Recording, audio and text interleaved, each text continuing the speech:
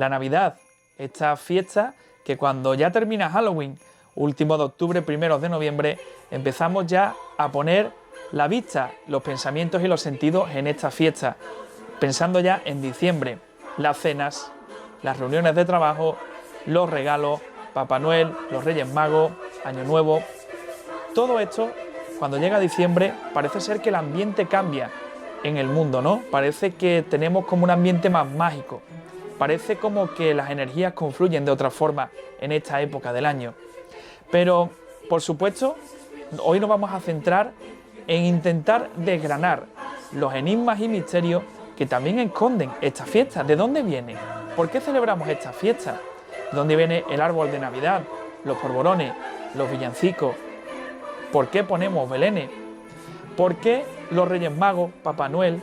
¿Nunca os habéis preguntado todo esto? Pues en el programa de hoy vamos a intentar descifrarlo todo. Tendremos colaboraciones especiales, por supuesto, y vamos a intentar también sacar este lado oculto de una fiesta que pasa de generación en generación y que muchas veces no nos hacemos este tipo de preguntas, ¿no? Pues bienvenidos todos a este especial de Enigmas y Misterios de la Navidad.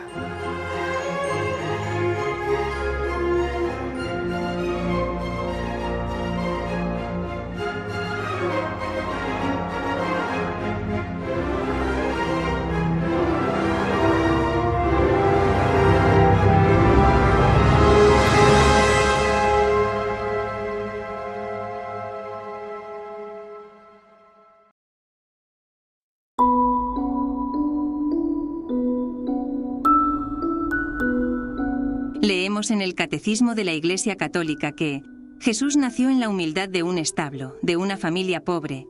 Unos sencillos pastores son los primeros testigos del acontecimiento. En esta pobreza se manifiesta la gloria del cielo. La Epifanía es la manifestación de Jesús como Mesías de Israel, Hijo de Dios y Salvador del mundo. La Epifanía celebra la adoración de Jesús por unos magos venidos de Oriente. Esta es la versión oficial de unos hechos que para el mundo cristiano tuvieron una realidad histórica. La Navidad es la fiesta cristiana que conmemora el nacimiento de Jesús.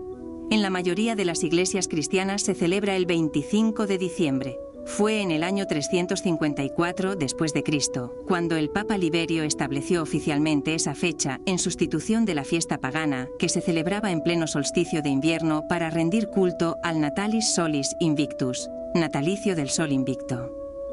Así se cristianizó una festividad que tenía su origen en la religión pagana del dios Mitra, celebrada el 25 de diciembre y extendida por todo el Mediterráneo hasta la consolidación del cristianismo en el siglo IV después de Cristo. Según decía el desaparecido escritor y dibujante Xavier Mosquera, autor de El triunfo del paganismo, la Iglesia finalmente adoptó determinados conceptos, doctrinas, simbolismos e incluso imágenes, cristianizándolas según su criterio. Es innegable que el cristianismo se impregnó o contagió de paganismo, sobre todo entre los siglos II y IV. Los relatos bíblicos ofrecen siempre serias dificultades para reconstruir de un modo historiográfico unos sucesos repletos de maravillosos prodigios. Desde el embarazo milagroso de María, tras la anunciación del ángel Gabriel, hasta la estrella de Belén, todo el relato del nacimiento del Mesías transcurre, al igual que los de otros hombres dioses de la antigüedad, bajo la influencia de lo sobrenatural. No es de extrañar, pues, que las coincidencias sean tan significativas y que un modelo copie de otro preestablecido que ya está arraigado durante siglos en el imaginario colectivo. De hecho, existieron ciertas tradiciones en el cristianismo primitivo que afirmaban que Jesús nació en una cueva. ¿Acaso encierra algún simbolismo? Según explicaban los escritores Timothy Freke y Peter Gandy, esta imagen es muy antigua. La cueva es el vientre de la madre tierra. Había cuevas consagradas al dios griego Pan, otro nombre de Dioniso, en todo el mundo antiguo. Se decía que Mitra, el dios hombre persa, había nacido en una cueva. Zeus, el padre mitológico de Dioniso, nació en una cueva de Creta. Según los mitos órficos, Dioniso también nació en una cueva, donde fue entronizado inmediatamente como rey del mundo. Parece que hay varias semejanzas entre la historia de Jesús y otros mitos y leyendas relacionadas con otros dioses.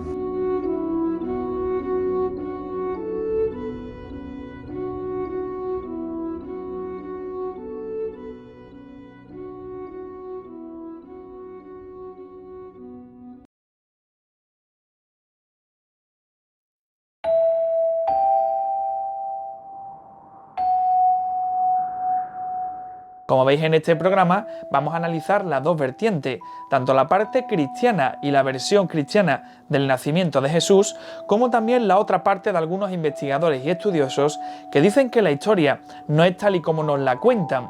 Hemos encontrado en varios artículos, en varios libros, algunas propuestas interesantes, como, oye, ¿verdaderamente nació Jesús el 25 de diciembre? ¿Nació verdaderamente en Belén, en un establo? Parece ser que la historia de Jesús se asimila mucho a la historia de otros dioses y de otras mitologías. Vamos a analizarlo todo ello un poco largo y tendido en este programa y vamos a comenzar. ¿Dónde y cuándo nació realmente Jesús de Nazaret?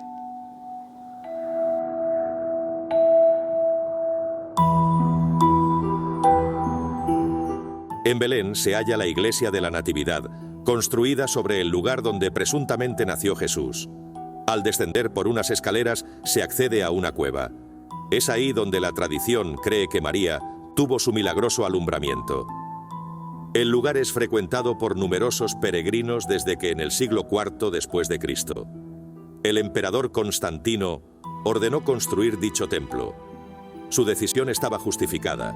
Su madre, Helena, que peregrinó a Tierra Santa para buscar los lugares de nacimiento y crucifixión de Jesús, creyó haber encontrado el lugar donde nació.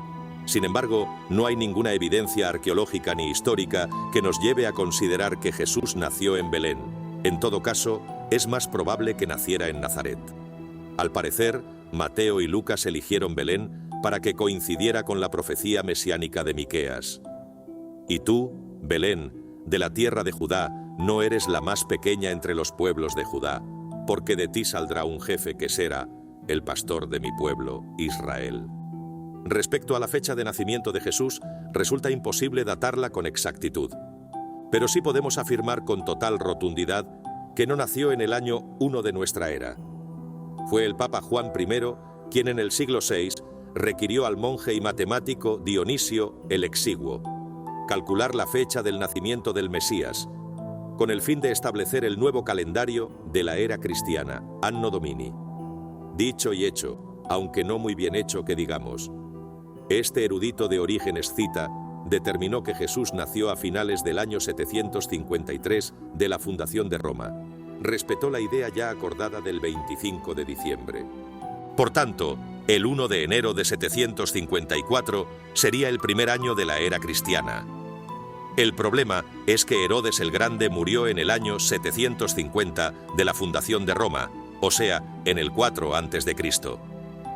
Si Jesús vivió durante su reinado, como señala Mateo, tuvo que nacer necesariamente entre el 4 y el 6 a.C., ya que Herodes mandó degollar a los niños varones menores de 2 años en la comarca de Belén para tener así la certeza de que Jesús moriría entre ellos, un suceso conocido como la matanza de los santos inocentes, pero que carece de fundamento histórico, siendo solamente citado en Mateo. Además, resulta extraño que, de haber sucedido, Flavio Josefo no lo citara en su obra Antigüedades de los Judíos, donde tantos datos aportó sobre Herodes. Concluyendo con la cuestión que nos ocupa, hemos de advertir que Dionisio cometió otro error. No tuvo en cuenta incluir el año cero para ajustar con exactitud el tránsito entre la era anterior a Cristo y la posterior, motivo por el cual celebramos la llegada del siglo XXI y del tercer milenio el 1 de enero de 2001 y no un año antes.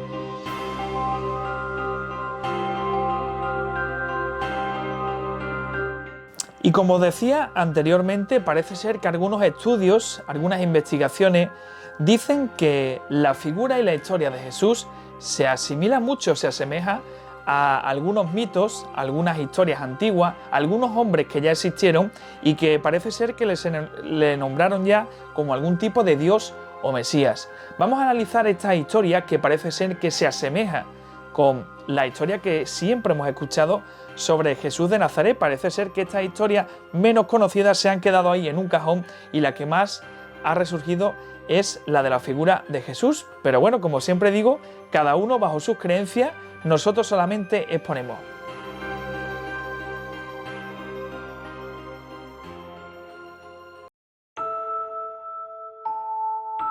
Es evidente que al personaje de Jesús, dejando al margen la eterna discusión de si existió o no, se le añadieron elementos tomados de otros hombres, dioses o personajes mitológicos que le precedieron. Todo el relato cristiano es fruto de la combinación de representaciones mistéricas anteriores. No hace falta más que consultar las historias sagradas de los dioses salvadores pertenecientes al contexto pagano. La idea del hombre celeste, del Salvador universal nacido milagrosamente de una madre virgen dentro de una cueva, está presente en los antiguos cultos mistéricos que hallamos en Babilonia, Persia, Egipto, India, etc. El teólogo Karl-Heinz Deschner afirmaba que los salvadores paganos vivían desde la eternidad y fueron anunciados de antemano como salvadores de la humanidad sufriente. Los nacimientos de una virgen eran tan conocidos en la antigüedad que los principales padres de la Iglesia propagaron el nacimiento de Jesús de una virgen mediante mitos parecidos. Hay, además, en todo el Nuevo Testamento, multitud de elementos astrológicos ocultos tras ciertos eventos y personajes. Según la historiadora y arqueóloga Dorothy M. Murdoch, en los Evangelios, Jesús se refiere a diferentes eras, que son de hecho las divisiones que constituyen la precesión de los equinoccios. Igual que Moisés fue creado para anunciar la era de Aries, así Jesús serviría como el avatar de la era de Piscis, que es evidente por la abundante imaginería de peces usada a lo largo de la historia del Evangelio. Es más, los magos que siguieron una estrella para encontrar a Jesús recién nacido fueron en realidad astrólogos vinculados al culto de Mitra. También fue adorado en su nacimiento por magos y pastores. Y los primeros cristianos que formaron parte de la corriente gnóstica emplearon con asiduidad la astrología y los símbolos celestes a la hora de redactar sus textos. Los gnósticos declararon verdaderamente que todas las transacciones sobrenaturales afirmadas en los evangelios eran contrapartidas de lo que tenía lugar arriba, expresó Ireneo. Los mitos celestes fueron, de ese modo, personificados, algo que apreciamos claramente en el nacimiento de Jesús, un Dios que renace como un héroe solar. De ahí que él y todos los hombres dioses anteriores nacieran en el solsticio de invierno, cuando la luz comienza de nuevo a vencer a las tinieblas hasta culminar en el solsticio de verano. No deja de ser significativo que los antiguos egipcios, en sus fiestas del solsticio invernal, representaran al sol con la imagen de un niño que mostraban a la muchedumbre para ser adorado. Sin duda, la Navidad simboliza un acontecimiento celeste de una gran carga simbólica. El descenso anual que realiza el sol hacia el sur y que culmina en la media, noche del 21 de diciembre para 3 días después, 24 de diciembre, empezar a moverse hacia el norte. Es decir, que el sol muere durante 3 días en el solsticio de invierno para resucitar el 25 de diciembre. No en vano, algunos padres de la Iglesia identificaron a Jesús como el sol. San Ambrosio llegó a decir, «Él es nuestro nuevo sol». Asimismo, Hans Biedermann, en su Dictionary of Symbolism, afirma, «En la iconografía cristiana el sol, que sale una y otra vez por el este, simboliza la inmortalidad y la resurrección». Hay mosaicos del siglo IV que muestran a Cristo como una figura de Helios en un carro solar rodeado por rayos del sol, o rodeado por un nimbo solar. Como Cristo triunfa también sobre el tiempo, frecuentemente se le asocia con el sol, que distribuye la duración de cada día, en el arte románico. Por otro lado, la Madre Virgen simboliza la constelación de Virgo y la luna nueva, mientras que los 3 magos representan las 3 estrellas del cinturón de Orión. Como bien señaló el egiptólogo Gerald Massey, la estrella de Oriente proporciona datos innegables para mostrar el origen mítico y celestial de la historia del Evangelio. Cuando nace el niño divino, los hombres sabios o magos declaran que han visto su estrella en el este. Los 3 reyes o 3 representantes solares son tan antiguos como la tríada masculina, que se tipificó primero cuando se establecieron las 3 regiones como cielo, tierra y mundo inferior, del que la tríada lleva sus regalos. Cuando el lugar de nacimiento estaba en el signo de Tauro, la estrella de Oriente que surgía para anunciar el nacimiento del bebé era Orión, que por ello es llamada la estrella de Horus. Esa fue una vez las estrellas de los tres reyes, pues los tres reyes sigue siendo un nombre de las tres estrellas del cinturón de Orión. Asimismo, conviene destacar que Belén, cuyo significado es la casa del pan, muchísimo tiempo antes del nacimiento de Jesús, fue un bosque consagrado al dios solar de origen sirio Adonis, que también nació en una cueva, en pleno solsticio de invierno, siendo identificado con el sol que moría y se elevaba de nuevo en los cielos. Según algunas tradiciones, su madre era la Virgen Mirra. Por cierto, la mirra, usada por los magos que adoraron a Jesús, se empleó también como incienso sagrado durante la festividad de Adonis, a quien se aclamaba como la estrella de salvación, procedente de Oriente. Precisamente, un meteoro luminoso anunció el nacimiento de Krishna, según cuenta el Bhagavata Purana. También ocurrió lo mismo al nacer Buda.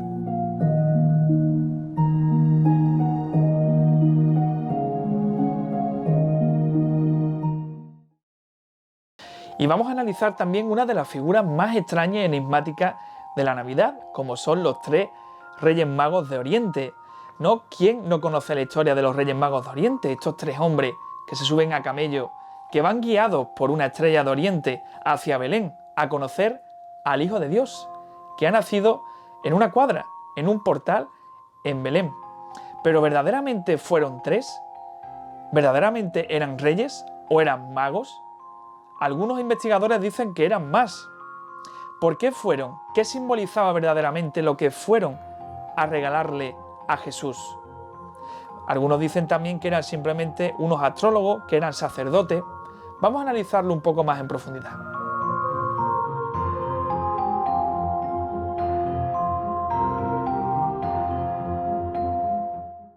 No se sabe con exactitud el número de los magos ni siquiera su procedencia correcta.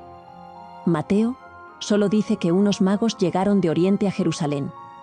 Únicamente podemos deducir que eran astrólogos y sacerdotes persas que adoraban a Mitra.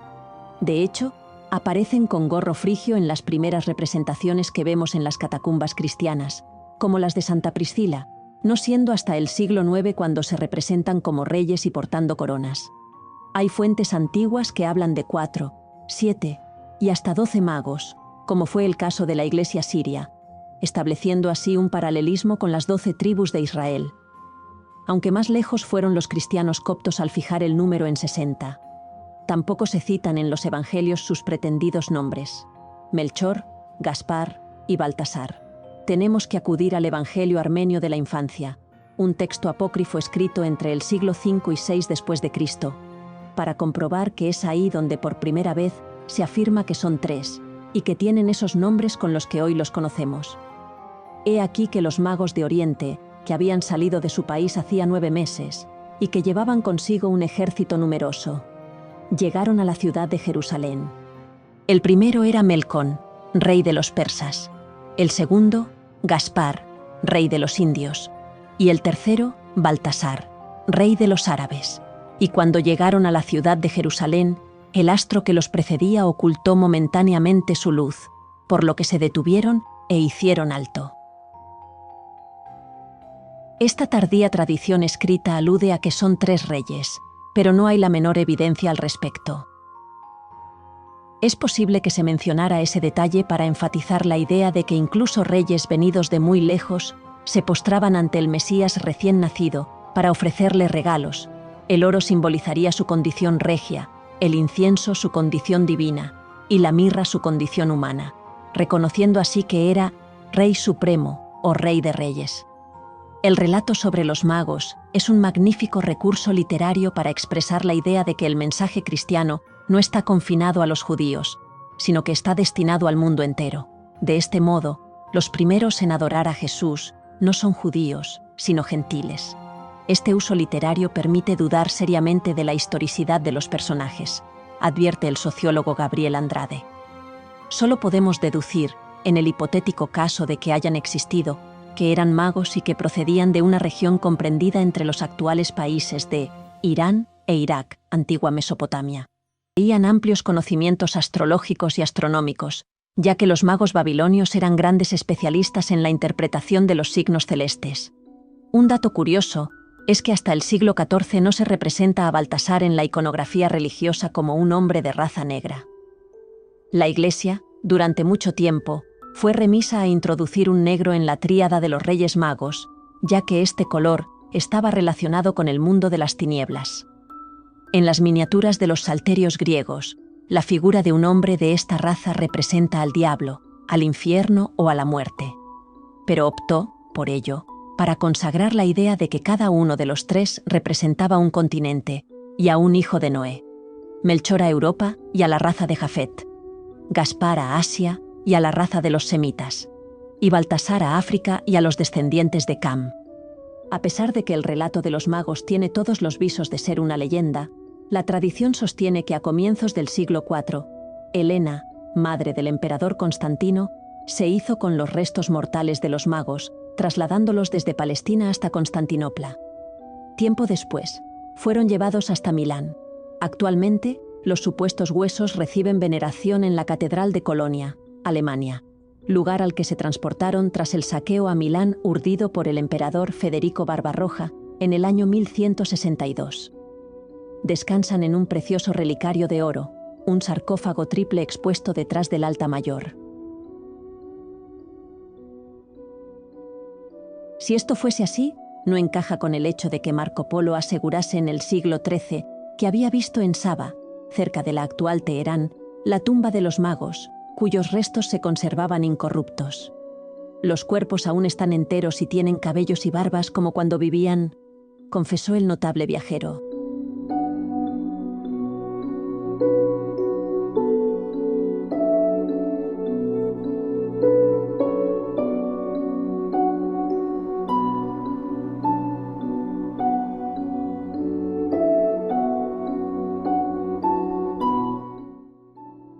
Y acabamos de hablar de los Reyes Magos y, por supuesto, ¿qué es lo que le sigue siempre a la historia de los Reyes Magos? Pues la Estrella de Oriente, otra parte misteriosa y extraña sobre la Navidad. Algunos estudiosos no le encuentran una explicación científica, ya que aparentemente en esa época no se produjo ninguna lluvia de estrellas, ni asteroides, ni meteoritos. Por lo tanto, ¿qué fue verdaderamente la Estrella de Oriente? Algunos dicen también, algunos estudiosos, que fue una conjunción de Júpiter y Saturno. Bueno, ¿por qué no nos adentramos un poco más de fondo en esta historia y comprobamos verdaderamente qué es lo que dicen algunas investigaciones?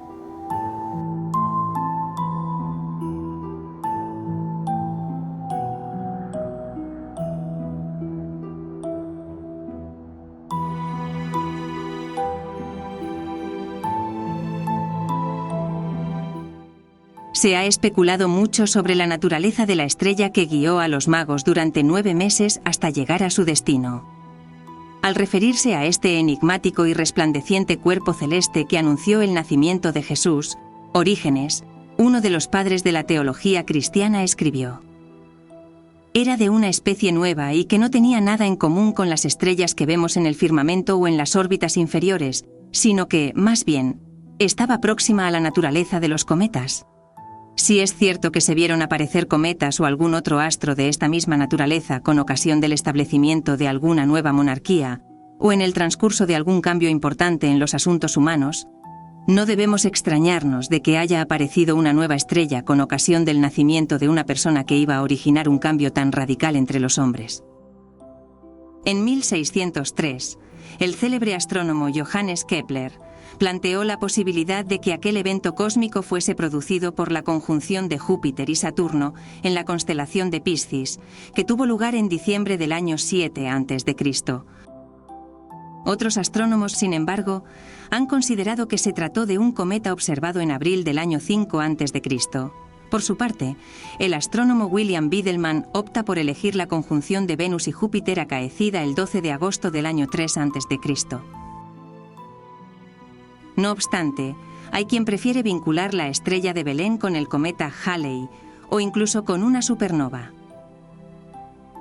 La incertidumbre que rodea el año de nacimiento de Jesús deja muchísima libertad para escoger el efecto astronómico relacionado con la estrella de Navidad. Pero si nos atenemos fielmente al relato evangélico, aquella estrella se comportaba de un modo anómalo, acercándose, alejándose, deteniéndose o acelerando, según estuvieran los magos descansando o continuando la larga travesía al lomo de sus camellos. Incluso podía verse durante el día. Por eso ha suscitado un gran interés entre los estudiosos del fenómeno ovni. Por ejemplo, el veterano ufólogo Juan José Benítez sostiene en su obra El ovni de Belén que, una vez desechadas las explicaciones científicas, ¿qué nos queda? Es muy simple. Nos queda la presencia de un objeto volante no identificado. Nos queda un ovni. Nos queda una luminosa nave sideral tripulada por ángeles astronautas. Sin embargo, y a pesar de tan sugerente hipótesis, no debemos sacar de contexto los relatos referidos a prodigios celestes que leemos en la Biblia o en otros libros sagrados. Admitamos que se añadían con el fin de glorificar a un determinado personaje o para ensalzar eventos de profundo significado colectivo. El fenómeno no es único en la antigüedad, y así sabemos que una estrella guió a Eneas hasta el lugar donde Roma debía ser fundada. Probablemente haya que interpretar la aparición del astro como una divina manifestación de apoyo al suceso que ocurre. Esgrime la historiadora Claude Brigitte Carcenac, añadiendo que en Abidos, Alto Egipto, los teólogos creían que cada dios nacía con una estrella, y entre ellos Horus, dios real por excelencia. También apareció una estrella en el cielo al nacer Julio César, y lo mismo sucedió durante la contienda militar de Tutmosis III, teniendo por efecto la derrota del enemigo.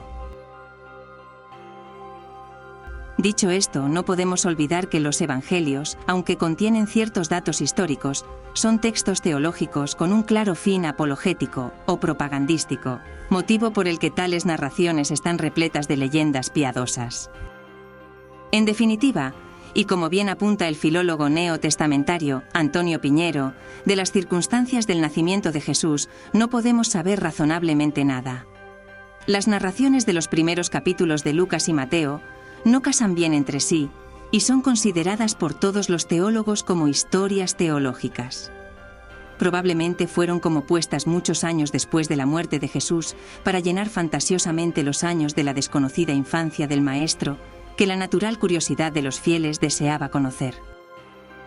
Sea como fuere, y aunque reconozcamos que estamos ante historias legendarias o literatura mitológica que por intereses religiosos se han transmitido a lo largo de los siglos como auténticas, no podemos estar más de acuerdo con la historiadora Angela Tilby cuando dice que la Navidad habla del surgimiento de la esperanza de la forma más simple posible, el nacimiento de un niño. Pero no creo que este hecho deba ser considerado de modo teológico o científico. Creo que la Navidad se encuentra en un nivel más profundo, en el alma humana.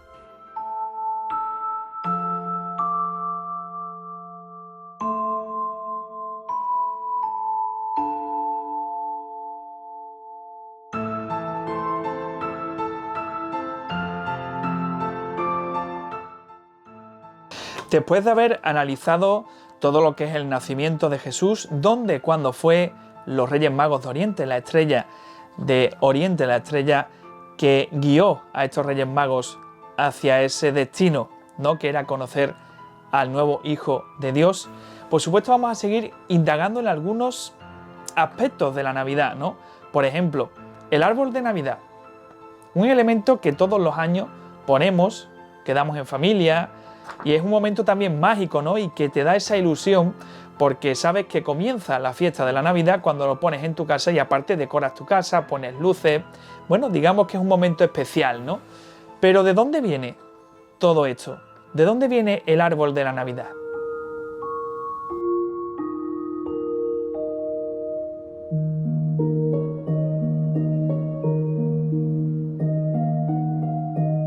Jeremías, el profeta del siglo VII a.C., dice que las costumbres de los pueblos son vanidad, porque un leño, con plata y oro lo adornan, con clavos y martillo lo afirman para que no se mueva. Jeremías se refiere a la vanidad de adorar objetos sin valor, propia de los paganos, en vez de venerar al Señor, el Dios verdadero. El árbol de Navidad no existía como tal, pero estos versículos revelan una costumbre ancestral: cortar un árbol para adornarlo, o, como hacían los babilonios, para dejar regalos debajo del mismo. Tertuliano, un cristiano que vivió entre los siglos II y III después de Cristo, critica los cultos romanos paganos, imitados por algunos de sus correligionarios, de colgar laureles en las puertas de las casas y encender luminarias durante los festivales de invierno. Los romanos adornaron las calles durante las Saturnales, pero fueron sobre todo los celtas quienes decoraron los robles con frutas y velas durante los solsticios de invierno. Era una forma de reanimar el árbol y asegurar el regreso del sol y de la vegetación. Desde tiempos inmemoriales, el árbol ha sido un símbolo de la fertilidad y de la regeneración. El cristianismo adoptó y transformó estas costumbres paganas ante la imposibilidad de erradicarlas. Cuenta la leyenda que en el siglo VIII había un roble consagrado a Thor en la región de Hesse, en el centro de Alemania. Cada año, durante el solsticio de invierno, se le ofrecía un sacrificio. El misionero Bonifacio taló el árbol ante la mirada atónita de los lugareños y, tras leer el Evangelio, les ofreció un abeto, un árbol de paz que representa la vida eterna porque sus hojas siempre están verdes y porque su copa señala al cielo.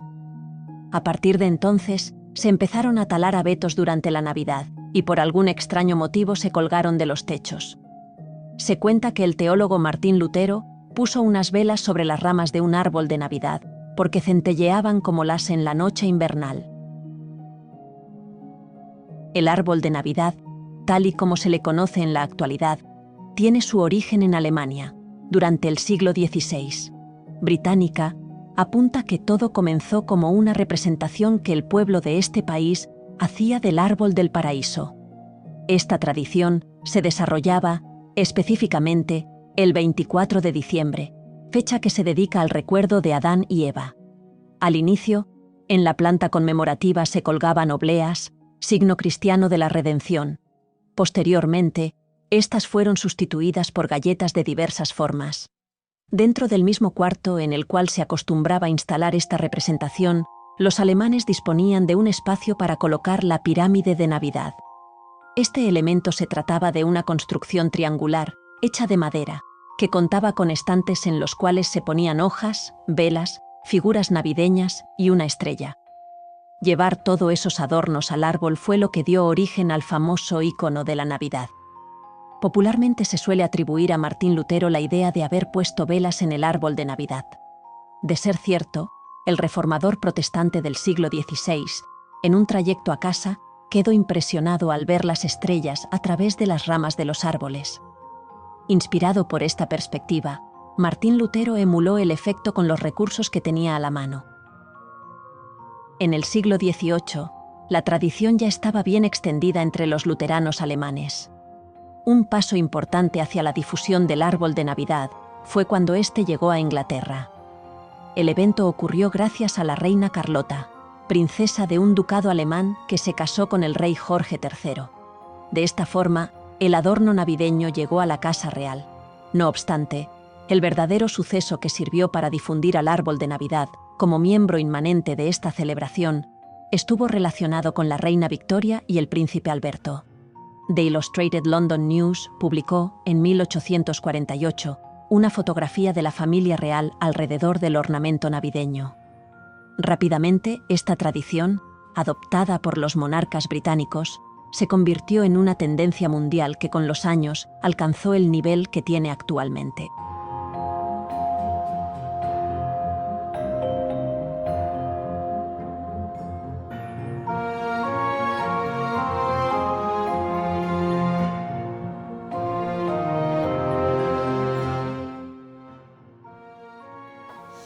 Y otro de los elementos más populares que también pasan de generación en generación, sobre todo en nuestra tierra, es montar un portal de Belén.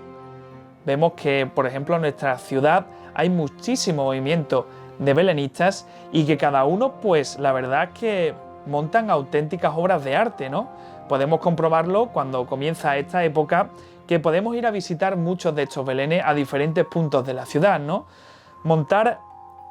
El objetivo, montar ese nacimiento de Jesús en diferentes, digamos, contrastes, ¿no? En diferentes escenarios. Pero ¿de dónde viene también esta tradición?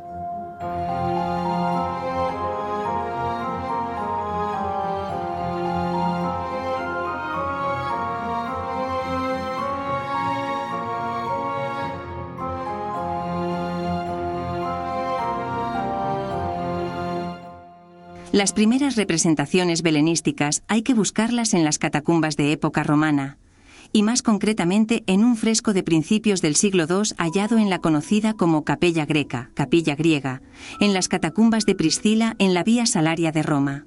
La escena muestra la figura de la Virgen María estrechando en su pecho al niño Jesús envuelto en pañales.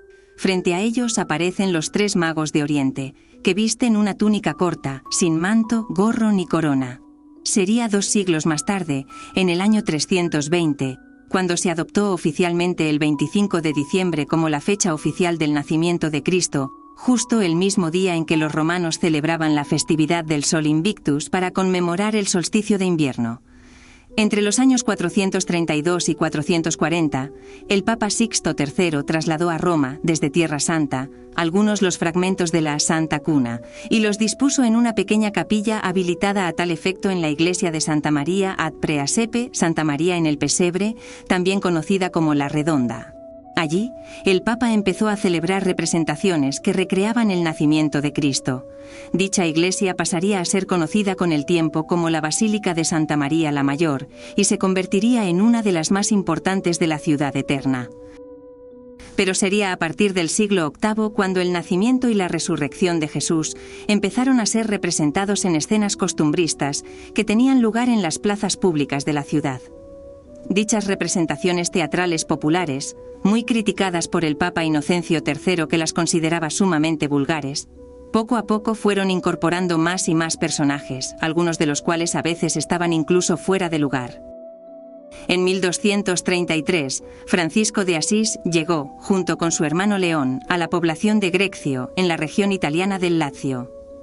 Para intentar evangelizar a la población de la región, mayoritariamente analfabeta, Francisco pidió una dispensa al Papa Honorio III para crear el primer Belén en una cueva muy cerca de la ermita de la localidad. Con la ayuda de Giovanni Belita, un señor feudal que le proporcionó el pesebre, la paja y los animales, el futuro santo, aunque algunos historiadores afirman, sin embargo, que quien realmente ofició la misa aquella noche fue San Antonio de Padua, convocó a los habitantes del pueblo al toque de la campana de la iglesia. Debido al frío invernal de la región, la figura del niño Jesús fue sustituida por un muñeco, pero no así la de los animales que sí eran reales. La leyenda cuenta que a la hora en que la tradición fijaba el nacimiento de Jesús, el muñeco cobró vida y empezó a llorar. Otras leyendas, sin embargo, afirman que, en lugar de llorar, el muñeco sonrió y extendió sus brazos hacia el santo. De la representación teatral y con personas reales se pasó muy pronto la realización de las figuras con diferentes materiales. En poco tiempo la tradición empezó a popularizarse, y en las ciudades italianas durante los siglos XIV y XV, las iglesias se decoraban con belenes durante las celebraciones navideñas. Al parecer, la primera forma moderna de Belén se debe a San Cayetano de Thiene, que en 1534 ideó un pesebre con figuras de madera pintadas que iban cubiertas con ropajes de la época y cuya cabeza estaba hecha de terracota, cartón piedra o madera. Asimismo, era habitual que en el interior de las figuras se introdujera un alambre con el objetivo de articular los miembros y facilitar de este modo el movimiento. Durante el Barroco, la tradición del Belén alcanzó también a las casas señoriales, aunque muy pronto los hogares más humildes quisieron imitar también a los señores. Muy reconocidos a nivel mundial son los belenes napolitanos del siglo XVIII, que reflejaban el entorno del Nápoles de la época, mezclando lo sagrado y lo profano, e incluían a personajes populares de la ciudad. De hecho, su introducción en España se debe a Carlos III, que había sido rey de Nápoles y era un gran entusiasta de aquella tradición. El rey y su esposa, María Amalia de Sajonia, importaron aquella costumbre a nuestro país y la introdujeron en sus palacios. De hecho, construyeron una sala especial para la realización del conocido como Belén del Príncipe, primero en el Palacio del Buen Retiro y después en el Palacio Real. Un típico Belén napolitano en el que se representaban las costumbres y vestimentas locales y fue encargando a los reconocidos imagineros valencianos José Esteve Bonet y José Ginés Marín y al murciano Francisco Salcillo. A mediados del siglo XIX, poco a poco, esta costumbre se fue extendiendo a todos los hogares españoles. Fue entonces cuando empezaron a fabricarse las figuras de Belén en serie. Destacan las producidas en barro, muchas veces sin cocer y pintadas con vivos colores. en las fábricas de Murcia, Granada, Barcelona y Olot, Girona. Todas aquellas figuras podían adquirirse en tiendas de imaginería religiosa o en los típicos mercadillos navideños que empezaron a extenderse por toda la geografía española. Como hemos visto, los belenes se componen de muchas y variopintas figuras. Aparte de las principales, como pueden ser la Virgen María, el Niño Jesús, San José y, por supuesto, el burro y el buey, en un Belén que se precie no puede faltar la estrella de Belén, que guió a los magos de Oriente hasta el portal, así como tampoco los 3 reyes magos, Melchor, Gaspar y Baltasar. Estos personajes aparecen representados de diversas maneras en los pesebres, desplazándose lentamente en su viaje hasta Belén o ya ante el pesebre en postura de adoración al Niño Jesús. A veces viajan solos y otras van acompañados de sus pajes y séquito.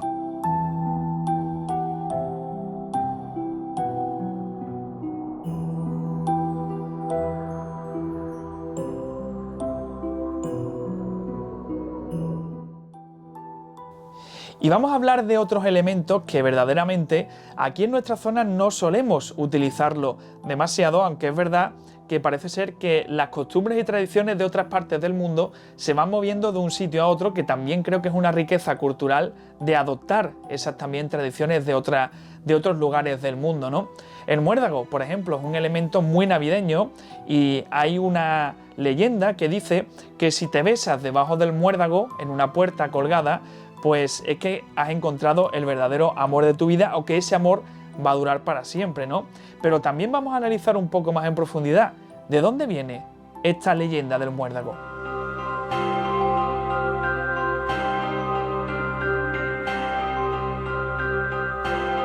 El abeto, la flor de Pascua, el acebo o el cactus de Navidad son algunas de las plantas con las que decoramos nuestros hogares durante las festividades.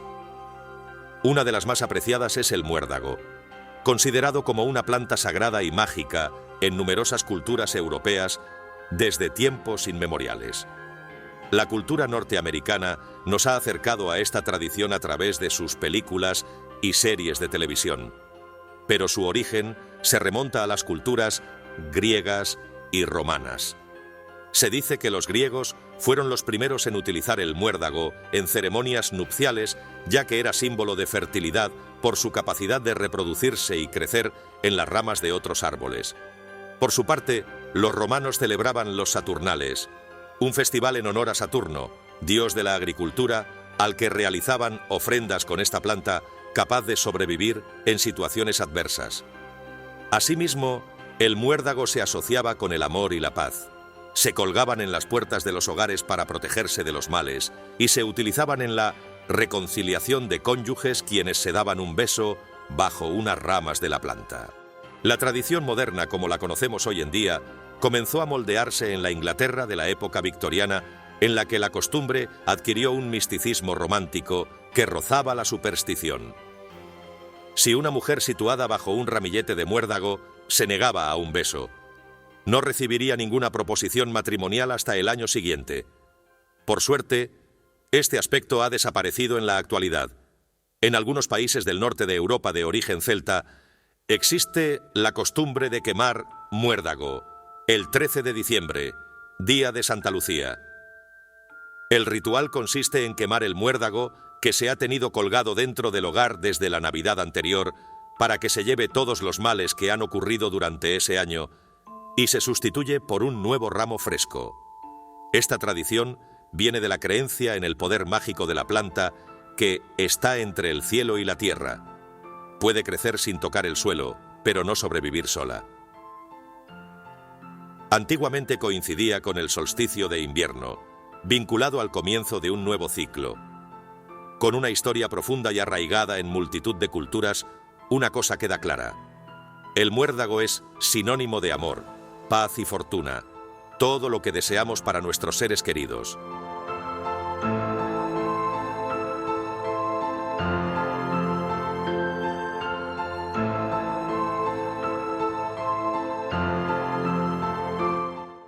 Y nos vamos, por supuesto, a otra parte del mundo, aunque es cierto que, como digo, aquí también, en España, en Andalucía, cada vez se está haciendo un poco más popular como es la figura de Papá Noel, Santa Claus. Creo que también es algo característico de la Navidad a nivel mundial, ¿no? Parece ser que está inspirado en el obispo Nicolás. Pero vamos a adentrarnos un poco más en profundidad en la historia de Papá Noel.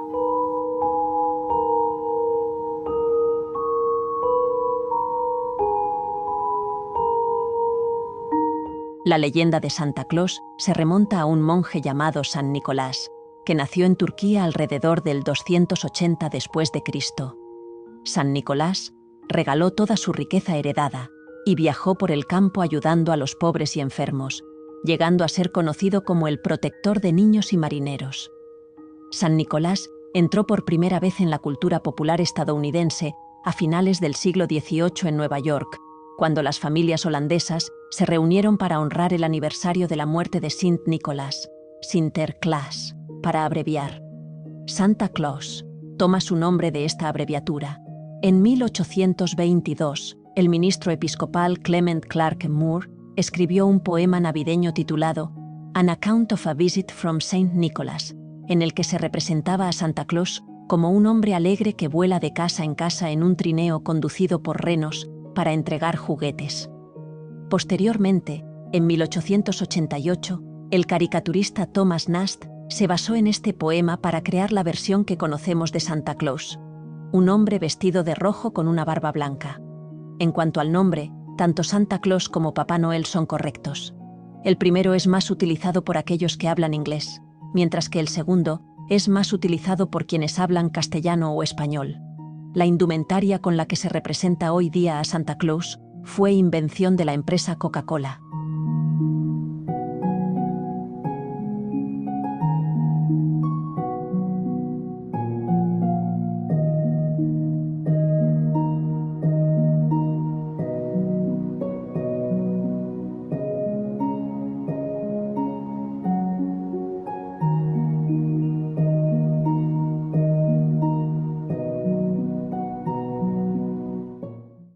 Y al igual que hemos hablado sobre Papá Noel, sobre Santa Claus, pues parece ser que los niños que se portan mal, pues hay una figura mitológica que se le conoce como Krampus, que es una figura que es mitad cabra, mitad demonio, y que dice que los niños que se portan mal, pues esta figura es la que se encarga de castigarlo. Igual que aquí se dice que si los niños que se portan mal, los reyes le traen carbón, pues Santa Claus tiene a este, digamos, socio que le ayuda a castigar a los niños. Vamos a profundizar un poco más en la figura de Krampus.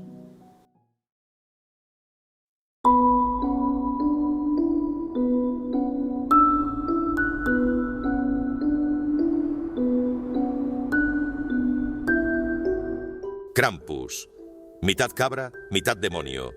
Una bestia horrenda que literalmente azota a la gente hasta que se vuelve buena. No, Krampus no es precisamente un personaje agradable.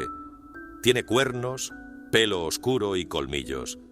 Pero en diciembre, pocos serán los que lo celebren. Es un anti-San Nicolás que viene con una cadena y unas campanillas, así como una serie de varas de abedul para azotar a los niños malos. A continuación, se lleva a los niños malos al inframundo. Para los católicos, San Nicolás es el santo patrón de los niños. Su santo es el 6 de diciembre, lo que ayudó a fortalecer su asociación con las festividades de Yule, en la que los pueblos germánicos celebraban el solsticio de invierno. Muchas culturas europeas no solo dieron la bienvenida a este hombre amable como una figura de generosidad y benevolencia, para recompensar la bondad, sino que también indujeron el miedo a su antagonista, que castigaba la maldad. En partes de Alemania y Austria se teme al salvaje Krampus, mientras que en otras regiones alemanas tiene a Belsnickel y Knecht Ruprecht, hombres de barba negra que castigan a los niños. En Francia tienen las figuras de Hans Trapp y Père Fouettard. Algunos de estos ayudantes, como Zwarte Piet, en Países Bajos, han estado envueltos en cierta controversia. ¿Cuál es el origen del Krampus? Su nombre se deriva de la palabra alemana Krampen, que significa garra, y se cree que es el hijo de Hel en la mitología nórdica. La bestia legendaria también comparte los rasgos de otras criaturas demoníacas y terroríficas de la mitología griega, como los sátiros o los faunos. La leyenda forma parte de una tradición navideña secular en Alemania, donde las celebraciones de Navidad comienzan a principios de diciembre. Krampus se concibió como contrapartida al amable San Nicolás que daba golosinas a los niños. El monstruo azotaba a los niños malos y se los llevaba a su guarida. Según el folclore, Krampus aparece la noche antes del 6 de diciembre, conocida como Krampusnacht o Noche de Krampus. El 6 de diciembre también es el Nikolaustag o Día de San Nicolás, cuando los niños alemanes comprueban si el zapato o la bota que han dejado la noche anterior contiene regalos, una recompensa por su buen comportamiento, o una vara para los malos. Una perspectiva más moderna de la tradición en Austria, Alemania, Hungría, Eslovenia y la República Checa consiste en que hombres borrachos se vistan de demonios y vaguen por las calles en un Krampuslauf, una especie de carrera de Krampus en la que persiguen a la gente. Pero, ¿por qué asustar a los niños con un monstruo demoníaco y pagano? Quizás sea una forma de que los humanos entren en contacto con su lado animal. Estos impulsos podrían estar relacionados con asumir una personalidad dual. La Iglesia Católica prohibió durante años la terrorífica presencia de Krampus y las escandalosas celebraciones. Y durante la Segunda Guerra Mundial, los fascistas veían a Krampus como algo vil, porque se consideraba una creación de los socialdemócratas. Pero Krampus parece estar reapareciendo en algunos países, en parte gracias a la cultura pop, ya que la gente busca celebrar estas festividades de formas poco tradicionales. En Estados Unidos, la gente está sumándose a la moda de las fiestas de Krampus. Por su parte, Austria intenta comercializar este duro personaje vendiendo chocolate, figurines y cuernos coleccionables. Aunque hay quien empieza a quejarse de la excesiva comercialización de Krampus, parece que a Papá Noel le ha salido competencia en su propia casa.